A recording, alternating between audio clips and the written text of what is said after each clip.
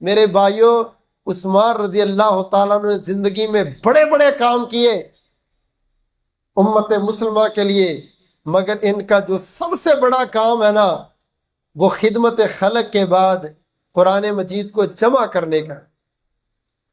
قرآن مجید کو جمع دو شخصیتوں نے کیا، ایک دفعہ ابو بکر رضی اللہ تعالیٰ نے اور ایک دفعہ عثمان رضی اللہ تعالیٰ نے۔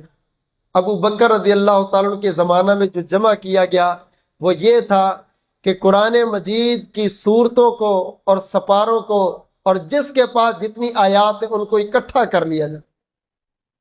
مگر عثمان رضی اللہ تعالیٰ کے زمانہ میں یہ کام ہوا کہ ان ساری صورتوں کو لکھا، اور لکھنے کے بعد جس صحابی سے پتا چلا کس کے پاس بھی وہ صورت ہے، جا کے سنی، الفاظ میں کوئی فرق تو نہیں ہے، اس کے بعد اس صورت کو آ کے ازواج مطہرات سے، امہات المؤمنین سے سنا۔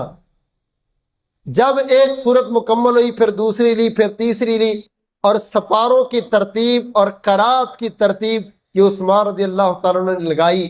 اس لیے جامع القرآن کا لقب پیارے عثمان کو ملا ہے، اور یہ کام اتنا مشکل تھا۔ مثلا سورہ والضحیٰ ایک صحابی سے سنی گئی، اس نے لکھی ہوئی ہے، اس سے لے لی۔ اب اس سورہ والضحیٰ کو لے کے دوسرے صحابی کے پاس گئے، سنی، وہ بھی یہی پڑھ رہا ہے، ایسے ہی ہے۔ پھر اس کو لے کے امہات المومنین کے پاس ہے، ایسے ہی ہے۔ تو اس کے بعد اس کو نیٹ کیا اور اس کو رسم عثمانی اور مصحف عثمانی کے طور پہ نوٹ کر کے باقی جتنے بھی نسخے تھے وہ سارے جمع کروائے، اور جمع کروا کے ان سب کو ختم کروا دیا۔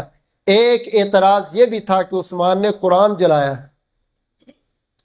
اگر عثمان رضی اللہ تعالیٰ باقی نسخے نہ جلاتے تو کیا ہونا تھا؟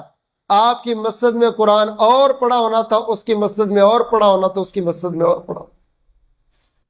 یہ اللہ نے حفاظت کا ذمہ لیا تھا۔ آج پوری دنیا کے اندر قرآن مجید کا ایک لفظ اور ایک حرف اور اس کا ایک اعراب بھی بدلا ہوا نہیں۔ اس کا صدقہ جاریہ جاتا ہے عثمان رضی اللہ تعالیٰ کو، اس لیے کہ انہوں نے اتنی بڑی محنت اور کوشش کاوش کرنے کے بعد یہ کام کیا ہے۔